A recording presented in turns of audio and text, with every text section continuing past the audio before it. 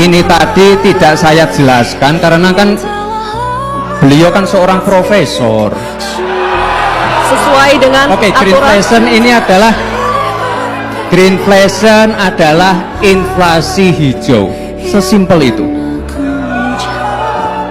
Gus Muhaimin ini lucu ya. Sepertinya Prof Mahfud agak ngambek ya. Soalnya saya sudah 2 kali memberikan pertanyaan yang sulit. Katanya tidak menjawab pertanyaan, tapi Gus Muhaimin malah ngomongin pemerataan pembangunan. Itu kan tadi udah saya jawab. Itu tadi kan udah saya jawab, Gus. Mungkin Gus Muhaimin juga tidak paham dengan pertanyaan yang diberikan ke saya. Mungkin itu kan dapat contekan itu dari Pak Tom Lembong mungkin ya. Masih ada. Cek saja nanti ininya. Cek saja. Saat Bapak berbicara, silakan. Ini agak aneh ya. Yang sering ngomongin LFP itu tim sesnya, tapi cawapresnya nggak paham. Saya nggak tahu ya, Pak Tom Lembong dan tim sesnya sering nggak diskusi dengan cawapresnya. Masa cawapresnya nggak paham? Aneh loh. Nah itu loh Gus yang saya maksud. Enak banget ya Gus ya, jawabnya sambil baca catatan tadi.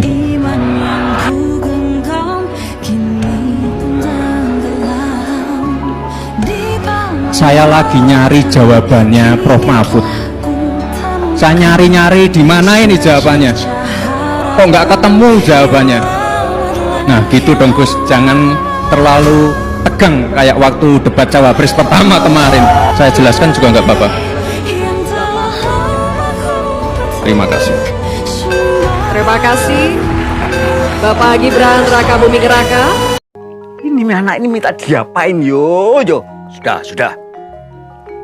Bunda Mami maunya gimana? Bener-bener like father like son. Gak usah ditutup-tutupin. Papi Sinuwun selama jadi raja banyak melakukan kesalahan.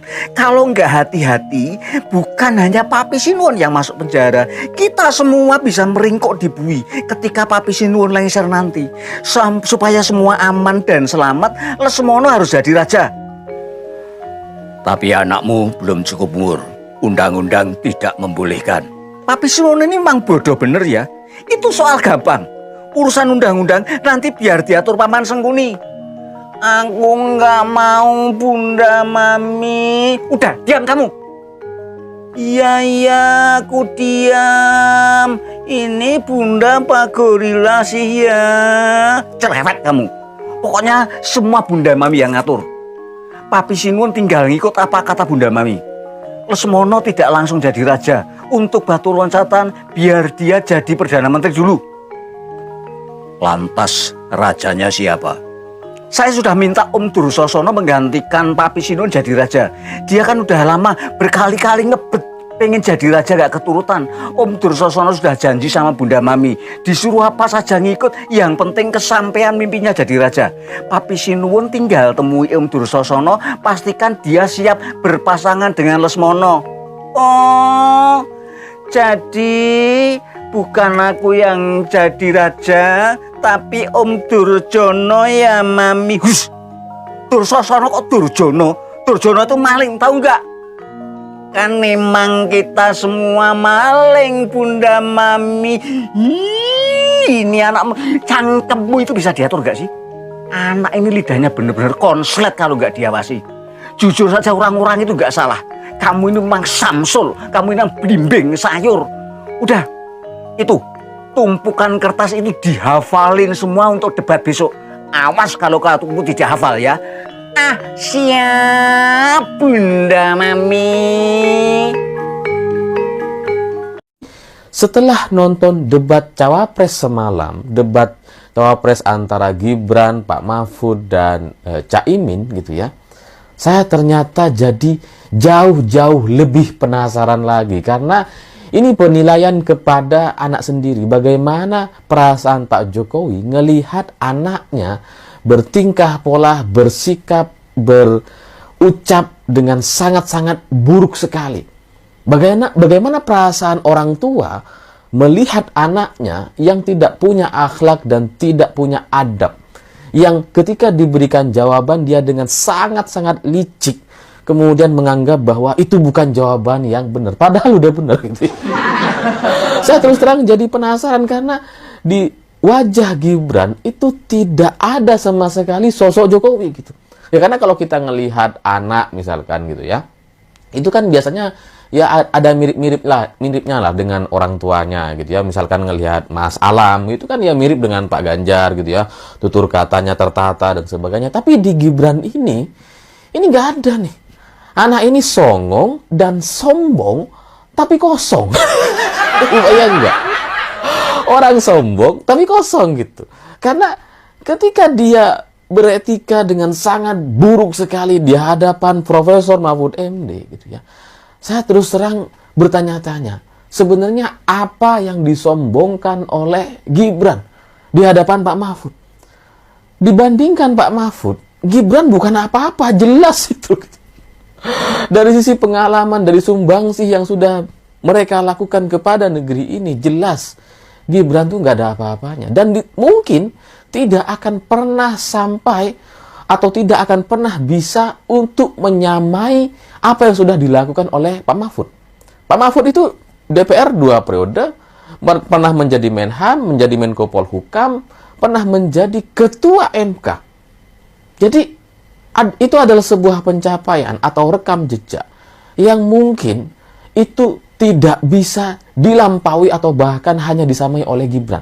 Gak akan bisa. Tapi di hadapan Pak Mahfud semalam dia kayak sombong sekali, arogan sekali. Gitu.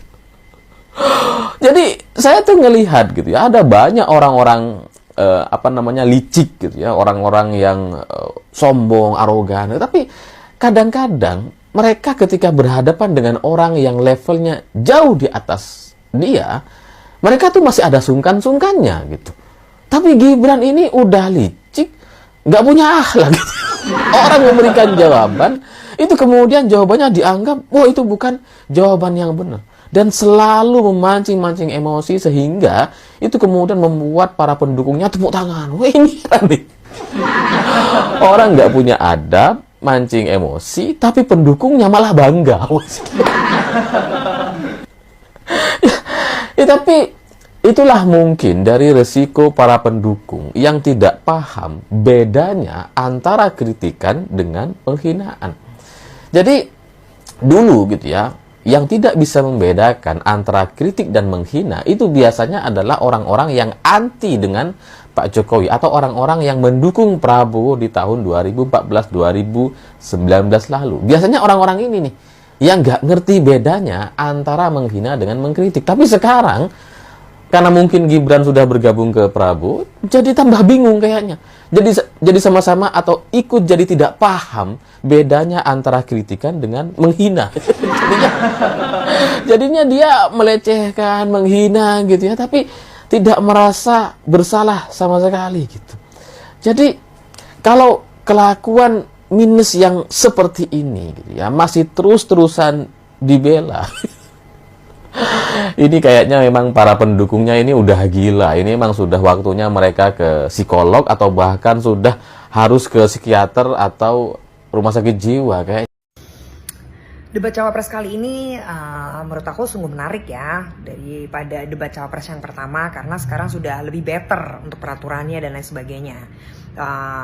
Tapi ada satu statement yang membuat saya itu tertarik untuk membahasnya, yaitu statement dari kubu 02, Cawapres 02, yaitu Mas Gibran Rakabuming Raka yang ketika ditanyain, yang ketika berstatement itu tentang food estate yang berhasil, beliau mengatakan Pak Mahfud jangan menakut-nakuti rakyat dengan statement food estate gagal, mangkrak. Tapi sorry nih Mas, menurut saya pribadi sebagai rakyat, memang food estate di Gunung Mas, ini tepatnya nih Mas, saya kasih tahu, TWI Baru Gunung Mas Kalimantan Tengah, karena kebetulan saya beberapa bulan yang lalu sempat ke sana dan saya melihat 600 hektar tanah di sana sudah dibabat habis gundul, tiada sisa, tiada nampaknya sama sekali.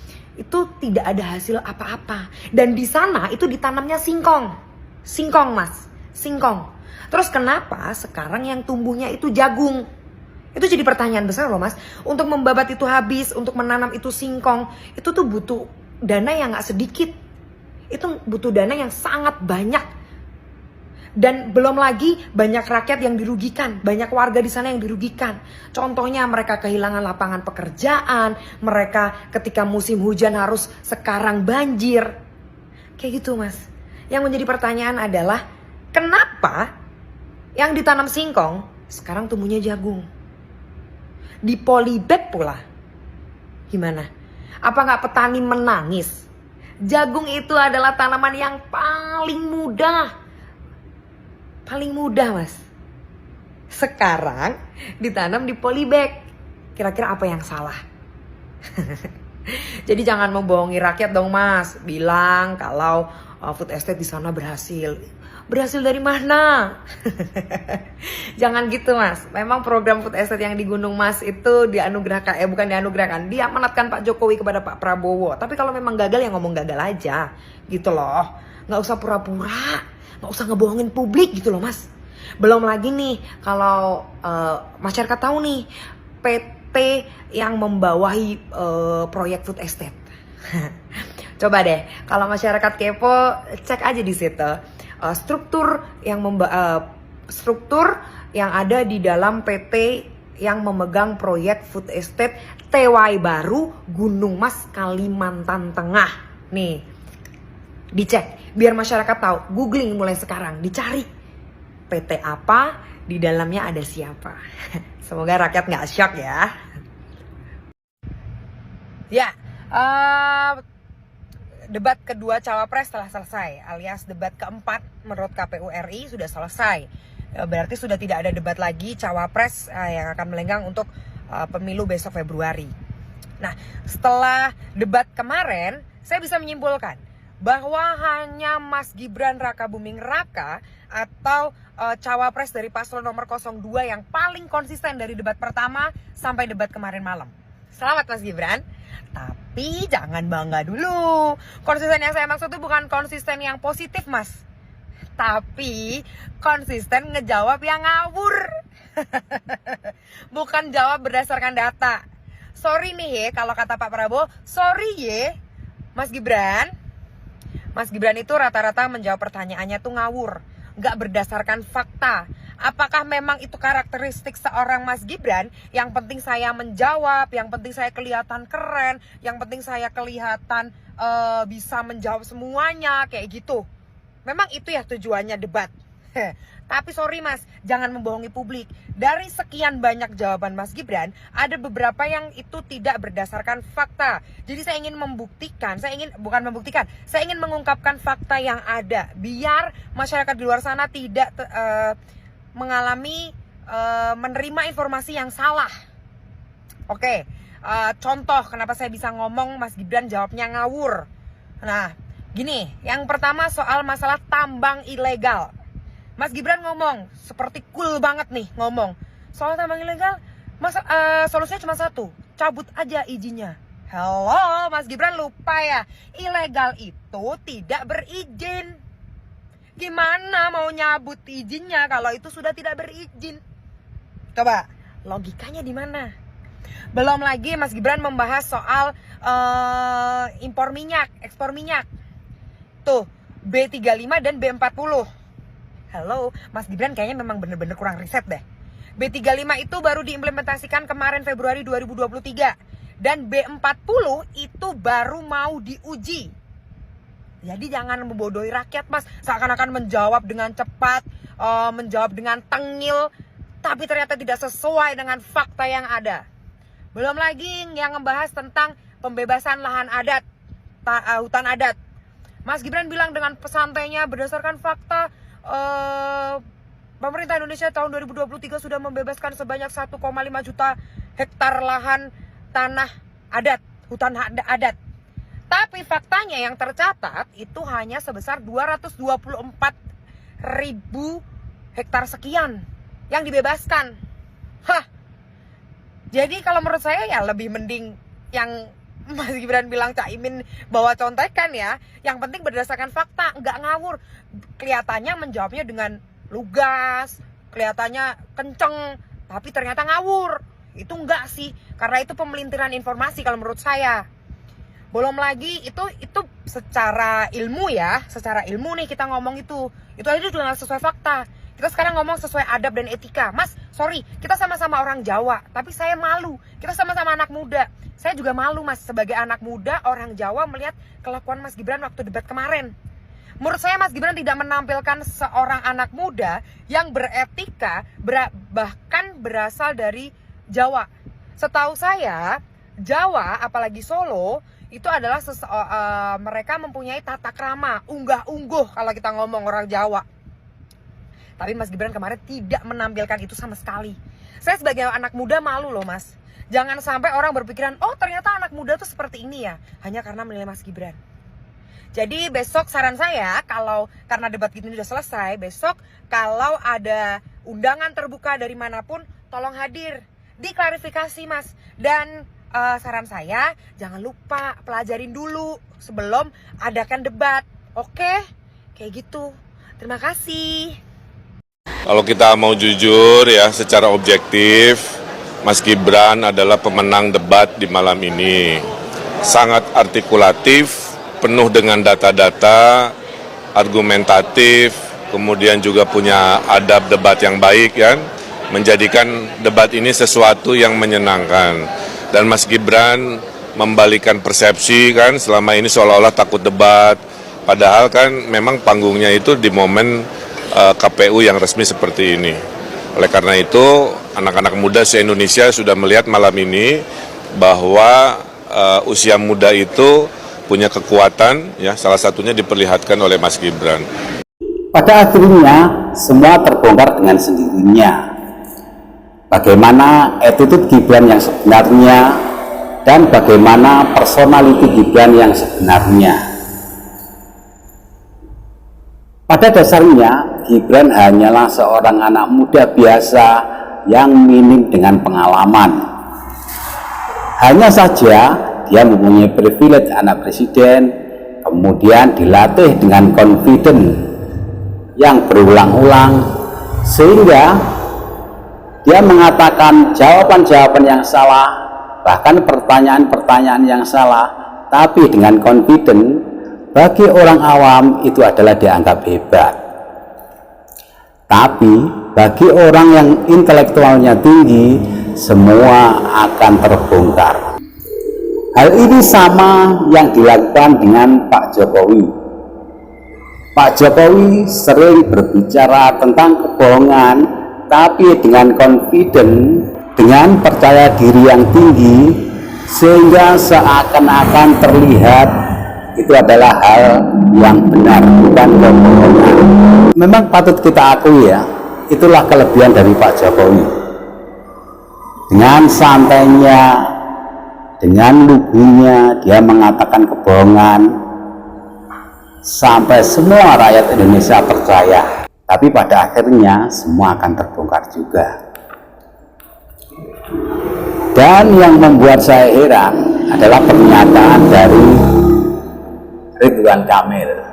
Tapi saya yakin bahwa ungkapan Ridwan Kamil tadi adalah bukan dari dalam hatinya, karena dia menyandang sebagai TKN, mau nggak mau harus berbicara seperti itu. Tapi kalau memang itu benar-benar keluar dari dalam hatinya, berarti Kang Emil sendiri adalah orang dungu.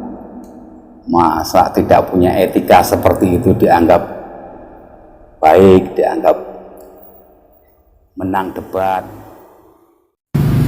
Assalamualaikum warahmatullahi wabarakatuh.